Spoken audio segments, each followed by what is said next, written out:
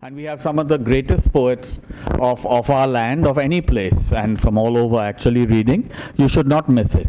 I strongly urge you to please go through the trouble of bringing your Aadhaar or sending your Aadhaar to the email address with your name. Do not miss the poetry reading session.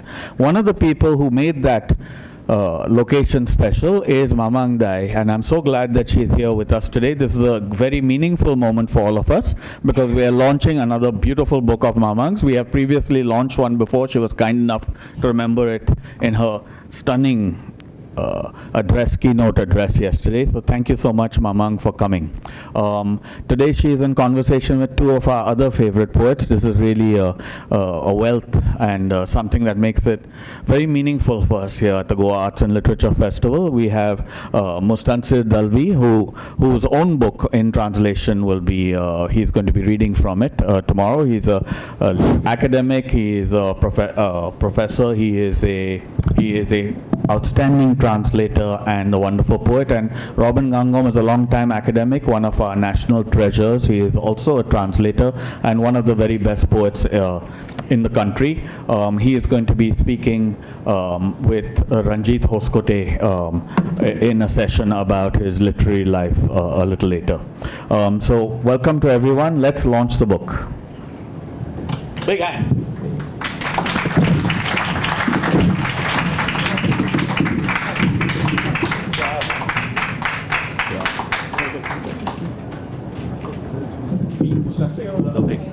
I have the mic. Oh, you can go into whatever order you like. Can I? And we will end on time. Good afternoon, friends. Let me say a few things about Mamang Dai by way of some kind of an introduction. I have admired Mamang Dai's verse.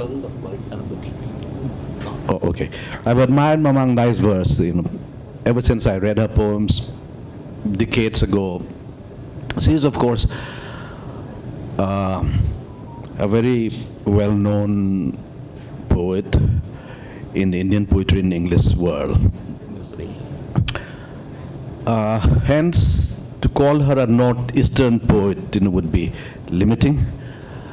Although her verse is deeply rooted in her land, Arunachal Pradesh.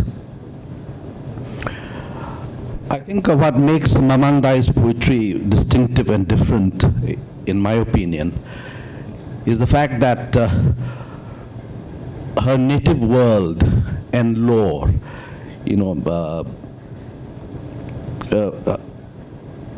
come into fabulous relief in her lines.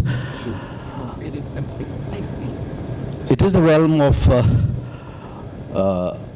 the folk or the mythic, if you will, which is not anything long dead and gone, but something that is ongoing, as Joy Harjo said.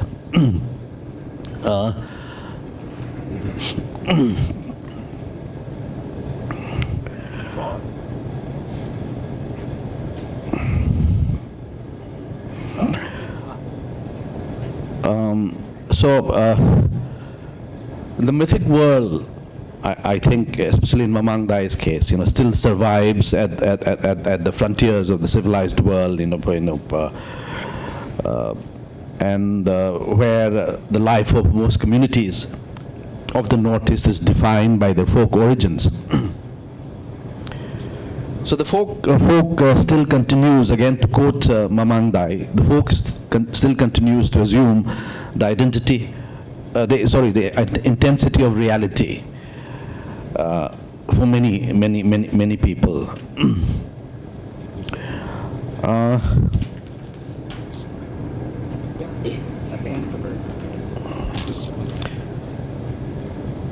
She has this is one of her earlier poems about the river. I think it begins with this line, "Do not go near the river." Yeah. So it's a fascinating poem where the hypnotic great river, which holds many dangers of, we, in my own Meitei stories, when someone goes missing in the river, when someone drowns, we say that he or she is taken away by the river nymph or the river goddess.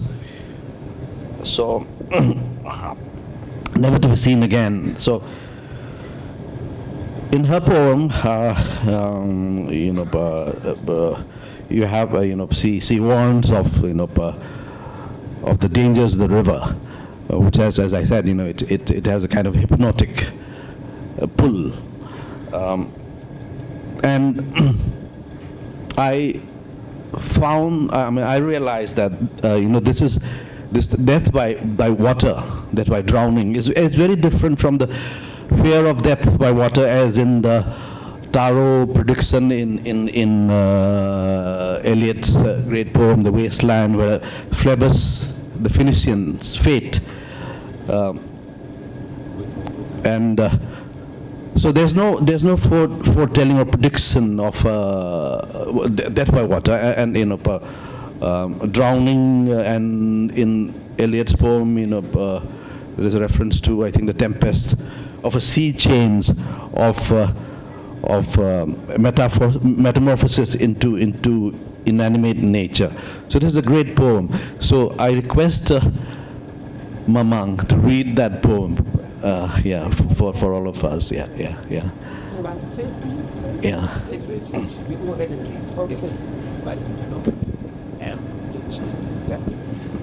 Oh no, The river. Good morning, everyone. So I'll just start reading this poem. It is actually from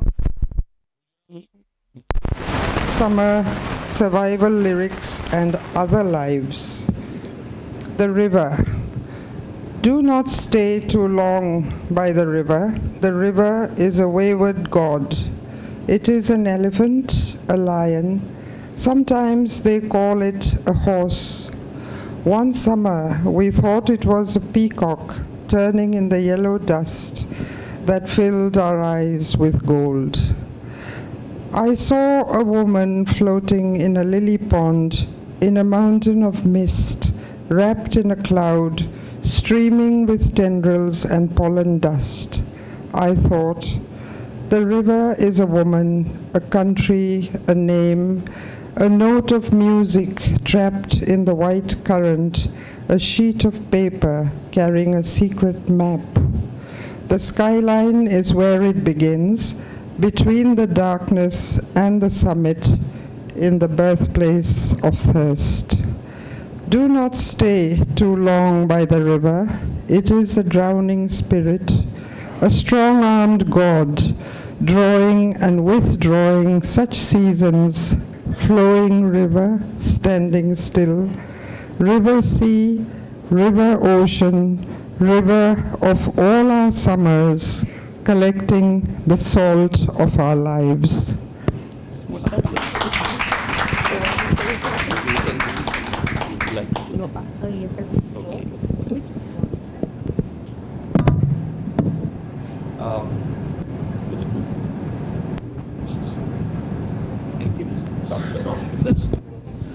This one? Hello. Is this? Yeah. So I've just been delighted reading the poems from this book, and I can definitely encourage you to buy it in the shop outside. I'd just like to take a point slightly different from what you are saying, but based on what Mamang talked about in her keynote yesterday, that in one sense there is this certain identity that tells us that the poem should mostly be about a certain lore or a certain mythology associated with that region or that culture, or that you talk about struggle and things like that. But this book is very uniquely and interestingly placed, because at first glance a lot of these poems are rooted in nature. There is a certain pastoral feel to them. But at no point are they, innocent in that sense. And there is a subtext that is running through this, which emerges from time to time and reminds you of the uniqueness and the reality, both of time and place, which I think is of particular interest to everyone who reads these poems. And in the very first poem, a poem called Songbird, one tends to see that. And I'll just read it. It's a very short poem. How sad it is, remembrance, the warm sweat of the seasons, the narrow boats of grief, a white moon, my dream of a songbird in the garden. So I'd love to engage Mamang in this regard, that when you were putting together this book, which is again fabulously titled The White Shirts of Summer, could you tell us a little bit about the process or just the thinking behind this collection of new and selected poems? Mustansir, thank you very much. We're talking about remembrance. I think poetry actually is always being in an enchantment. You're always looking things, the feelings, the strong passion might change with time, experience, new realities. But I think that state of living in a state of enchantment is always there. You might abandon poems, but you come back to it. And it is always, from my personal belief, it is always about love. And many times, many of the poems here were taken up, picked up, especially, I think Robin will be mentioning one of them, that here is a feminist poet, a poem. It is based on, this kind of outlook, that kind of outlook. It is all right. People have their own interpretation. But the actual writing was in this state of grace, of trying to, what Jalaluddin Rumi would say, rub your eyes and look again with love at love. Now this is a big thing, you're always changing, looking, finding new things. So this is what I would like to say. It's not as if we have mountains and mist and folklore coming out of our ears.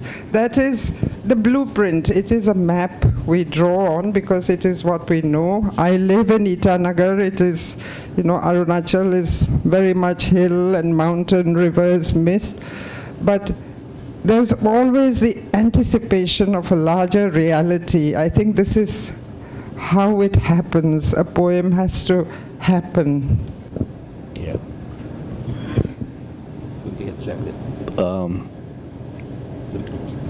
I'm glad that you mentioned this, but of course the mythic world, especially not just concerning you, but for many of us from the Northeast, we know it is our reality. It may be subjective, but it is our reality. But one particular poem, and I'm sure, although I have not read your new poems, one particular poem that I love, I have been called an overtly political poet myself, but in this poem titled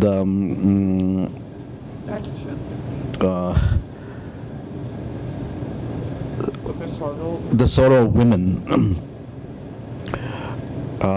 where you talk about as a woman afraid of losing maybe the loved one or the beloved to war and politics,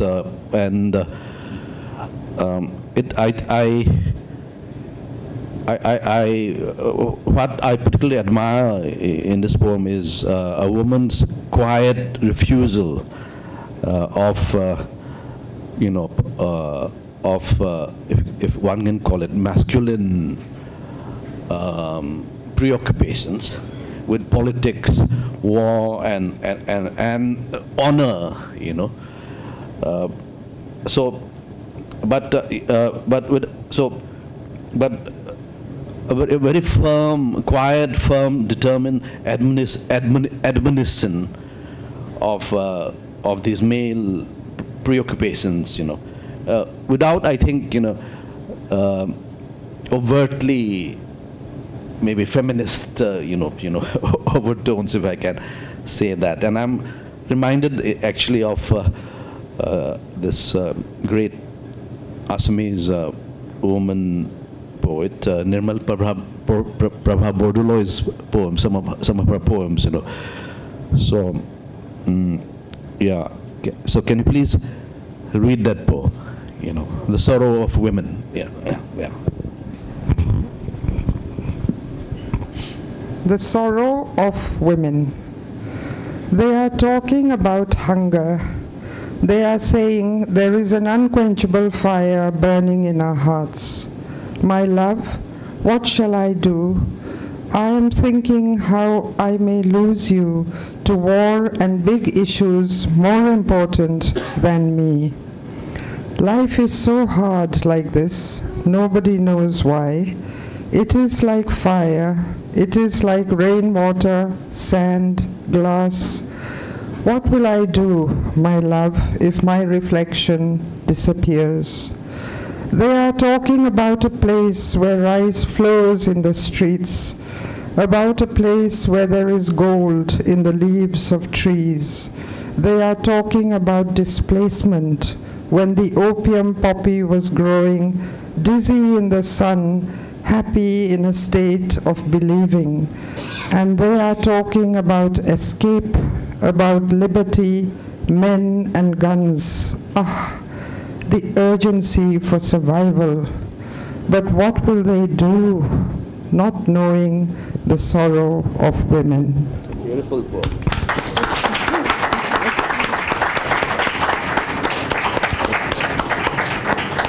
Please read some more. Okay.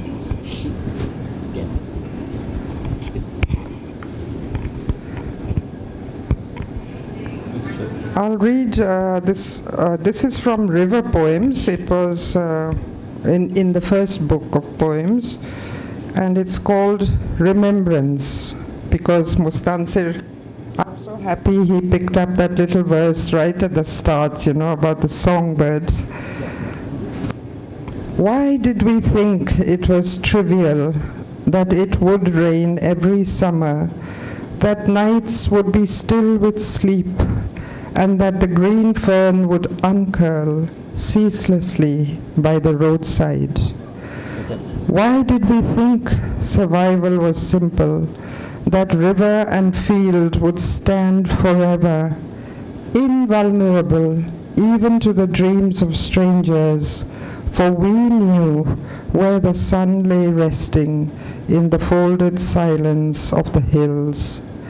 This summer it rains more than ever. The footfall of soldiers is drowned and scattered. In the hidden exchange of news we hear that weapons are multiplying in the forest. The jungle is a big eater, hiding terror in the carnivorous green. Why did we think ritual gods would survive, deathless in memory, in trees and stones and the sleep of babies? Now, when we close our eyes and cease to believe, God dies. For as long as remembrance, men stared at fire and water. We dwell in the mountains and do not know what the world hears about us, foragers for a destiny. All the days of our lives, we stare at the outline of the hills, lifting our eyes to the invincible sky. That's an old poem.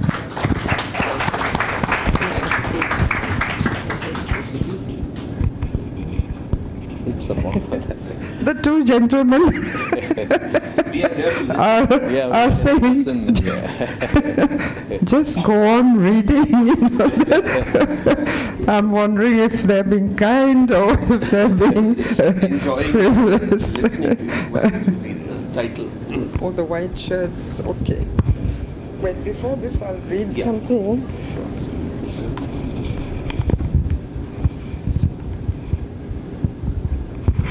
Okay, I'll read something. This is a new poem in the new book, and it's just titled "Hello Mountain." It was written for, just among friends, and sometimes I know one writes out of necessity to share an experience, or some write just for the love of writing, and even so you're transmitting and talking to each other, just because you are in that state of enchantment. And there was so much going on, about preservation, climate change, things happening, human beings were all so busy, and sometimes you think, even with festivals, this is just an aside, festivals and traditional, customs that are promoted to share with the rest of the world. Say even UN agencies come in to declare heritage sites. I feel the moment you actually take possession of something through these large agencies, it becomes a dispossession, because you no longer, you're not looking at it from the way you've always looked at it. Somehow it's been changed or manipulated, and that is a thought that's been going on. So I wrote this Hello Mountain, praising that whatever happens, nature will give us the final lesson.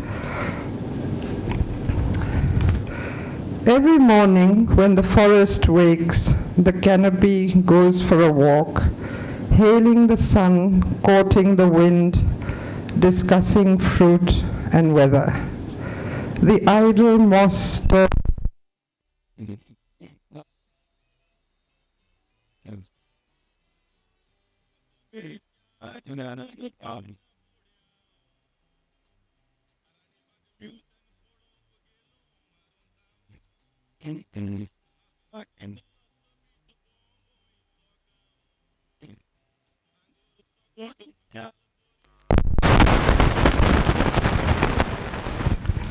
The idle moss turns into velvet, branches make signs. Who says there is no time? The only thing we are given is time. Chattering life high above, babble of tree dwellers, for a seed falling so far down to rise again. Time is a given, a foothold for the hunger of a weed, color, scent, camouflage, and the grass that never sleeps, shooting up to meet the gaze of the mountain. How are you, mountain? Is everything all right? Is the earth growing old, birds flying away, trees falling, green mountain wearing a rain hat?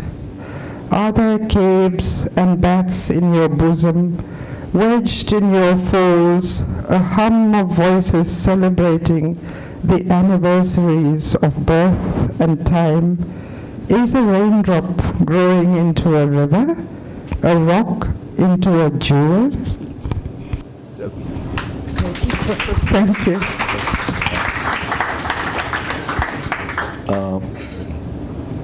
You once told me about the old folk,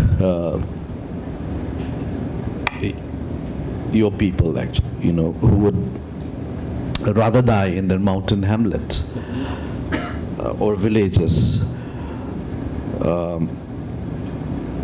And you also told me about, about this ritual storytelling, the tribe's ritual storytelling event, which goes on for 2 nights without interruption. And I'm quoting you, We also have a rich oral tradition with narrative ballads of birth and creation of man and his surroundings that can last for many days, chanted by special priests. I'm a little curious about the storyteller. Is the shaman, and is he a shaman who is not just a healer but also some kind of a custodian of your stories, maybe the creation and origin myths. So I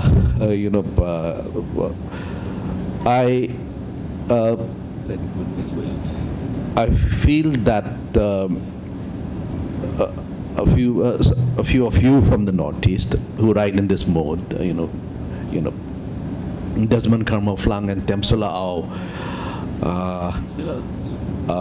would actually be, maybe unconsciously, would also be creating myths themselves. They're mythopoeic poets, and maybe there is an unconscious desire to step into the shoes of the shaman. Maybe. Did you ever feel this? Well, I don't know how to answer that. I have to, think about the question. But the whole shaman tradition, I have been, very drawn to that since the time I returned to Arunachal Pradesh, because I felt it has so much to offer, a whole world of stories, and orality really is like the first audio book, let's say, because people speak, and the injunction, the practice is to speak, to listen, and to remember. And these are all things that really interest me, like time and memory, and where do we go from here. I'm not a astrophysicist or astrologist, but just those things from the surface, and orality is also like, there are so many prisms, surfaces. And I always tell the shaman, because I still speak mother tongue quite well, which I'm very grateful for that I have kept it, because so many of our children now don't speak mother tongue, it's Hindi or Assamese or what we call Nagamese. Arunachal Hindi even has become quite a force. True. So to be able to understand, I always tell them, I'm putting it in English. I use songs and narratives, and maybe it will sound better than what you're saying, They laugh. We are okay with that, because I have to tell them also, since they won't be reading the interpretation I'm putting or using what stories they are giving me. But I think I always check. That is, the checking is for my own self, because I feel there is great reverence in this, kind of ethical worldview. So it's not actually stepping in to the unconsciously. Unconsciously, but because it is for my own self that I'm asking more of these questions. Even if it's just not only to authenticate what I might be writing about, but just for my own sake, because I am interested. Yeah. Anything more you want to switch? Okay. Shall I take it from there?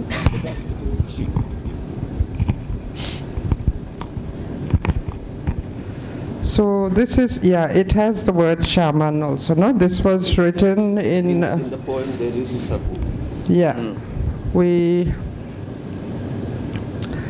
I often wonder, Robin, also I could ask you if it's good to immediately say who the poem is for or when it was written, to put dates and places to poems, because I find my poems are all scattered in notebooks, and I know when I wrote it or why I wrote it, but it's not there, evidently so.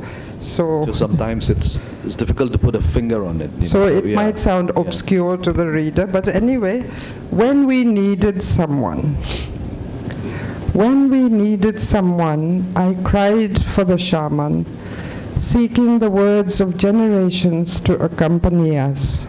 Where are all the shamans? We needed someone to mend these bones, lift this arm, dress this shoulder, spine, collar, with fine ornaments, and place a spell under these feet to heal this heart and reclaim life and splendor. The strong black beetle is an uncle visiting on the back of the wind this rainy morning. No, words are not dead. Rustling through the trees, the shamans are in the garden. Their craft is not ended, recounting each weathered moment like beads in a long conversation to win mastery over time. We meet here every day, shamans, prayers, spirits. The bees bring me a message. This is for your protection. Remember and believe the truth about land, rainwater, sleep. The truth about love, eating flowers and thorns. The truth about life, eating flowers and thorns. Yeah. Well, Thank you. yeah.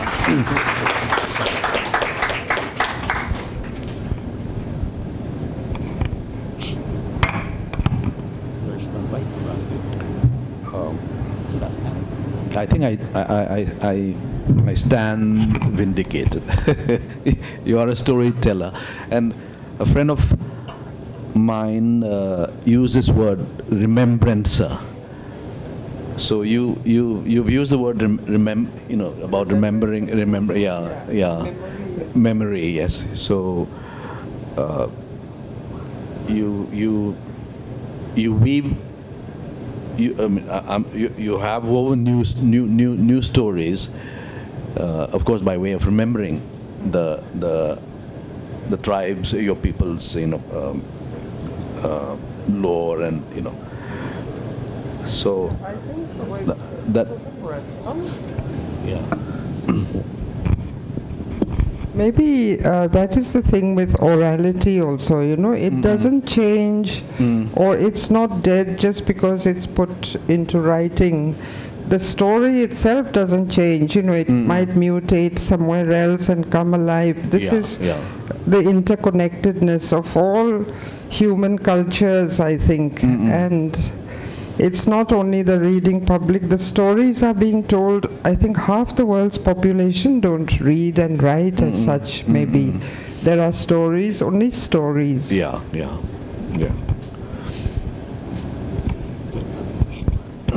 In a sense, it also extends beyond just the way you talk about your world and where you live, because it also brings in a larger ecosystem.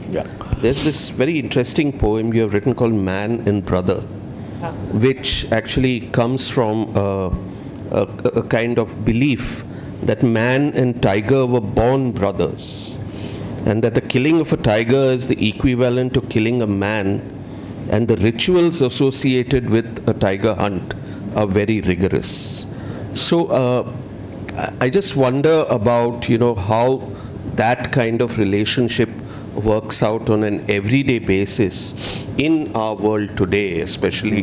We call our world now the Anthropocene, that we have reached a point at which only we can mend our world because the world will not mend itself. That how do these relationships work out in the contemporary times? I think this is always the clash, with cultures and the sudden onslaught, what I was talking about, the sudden new study of ecology, deep ecology. This was, I think, present among the people living in their natural world, because this oral tradition of memory, it was always a reminder, of your duties, responsibilities, in the best sense. Okay, there are some things which are maybe a little bit dark, like twins will be killed, this kind of thing. But mostly the relationship with the natural world was harmonious. And I didn't know we have different calls when hunters go out. If they're bringing back a deer, it's, they give so many calls, and people hearing from miles around will know, okay, it's a deer, yeah, or it's a wild boar. For a tiger, it's quite different, everybody is alert, vigilant. But the man who has killed a tiger will be received at the village gate by a close female relative, usually an aunt, who will put the traditional wrap around him to shield him from the angry tiger spirit, that has been killed. So these rituals were there, giving the tiger equivalent status to that of a man's life. And I've always wanted, to delve into ecology more. I know Manohar Shetty has written such wonderful poems about, all creatures, great and small, and that is really wonderful, I think, that is a kind of tribute we pay as writers to, apart from the big, actions of pollution, climate change. And I've always wanted a blurb, with ecology, but my editor said, oh no, this is sounding, very, very long and convoluted, and he put my friend Keki Daruwalas with all due respect and love, so I thought, so be it. But some things are there I think you need to press for, even punctuation in poetry, I feel, is like it's a serious matter, I think, no? Yeah. I think we're getting a signal from the back for finishing. So I just have a request. I would request you to read The White Shirts of Summer. And then perhaps we can end with Birthplace, which is the last poem. Yeah.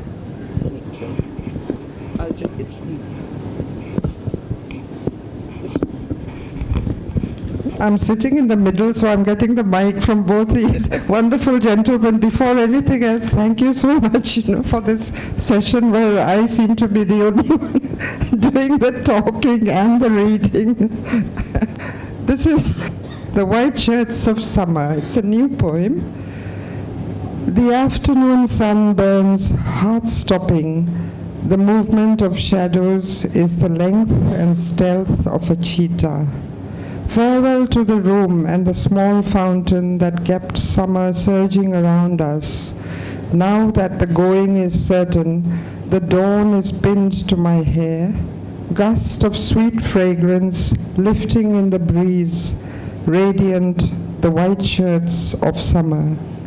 Without a map, skimming over patches of land, nothing was calculated. Love was our prize, our sword, our priceless amulet. Your face in the clouds' rapture, soft words, slow hands, and the light falling white on the white shirts of summer. Slipping a knot far from shore, deep troughs of water, then we were bouncing high, touching the moon. Rivers of sand, grey mountains of the sea. When moments vanish, a finger of sun touches my face, closing the distance, salt white, oracle blue. An ocean deep throws a wave, knocking the boats in our hearts, forever and forever, radiant the white shirts of summer.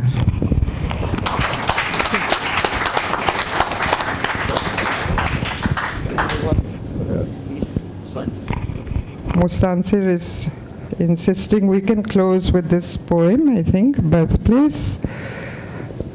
We are the children of the rain, of the cloud woman, brother to the stone and bat. In our cradle of bamboo and vine, in our long houses we slept, and when morning came, we were refreshed. There were no strangers in our valley. Recognition was instant as clan by clan we grew, and destiny was simple, like a green shoot, following direction, like the sun and moon. The first drop of water gave birth to man, from red sheath to green stem and the spreading wind. We descend from solitude and miracles. Thank you. Fabulous. Thank you. Thank you so much, Mamang, and thank you, Robin, for this lovely, lovely conversation. And I'd just like to end by saying that Mamang mentioned that this is a book full of love, but I do feel it is also a book full of grace, and the intertwining of nature and grace and love makes this an intensely readable book of poems, which I sincerely urge you all to enjoy. So thank you so much for reading for us. It was a great delight. Vivek. Thank you. Thank you so much to this dream team of poets, and to Mamang Dai. Congratulations on the launch of your new book. That's the end of our lunch. It's lunchtime now, so please choose to buy your books and get them signed outside by Mamang. I would like to urge everyone one more time that Mamang and Robin and Mustansir will all be reading at the most stunning location in Goa, one of the most stunning locations in India, the Cabo Rajnivas, later this evening. That event begins at 6 o'clock. Please be sure to send the address, the email addresses on each one of the festival doors. But there's a woman named Teja Naik at the International Center who needs to receive either your Aadhaar card or a passport picture. However, you can also show up at the gate with your Aadhaar card or your passport and you will be allowed in. Do not miss that session. A final big hand, and thank you very much for being here.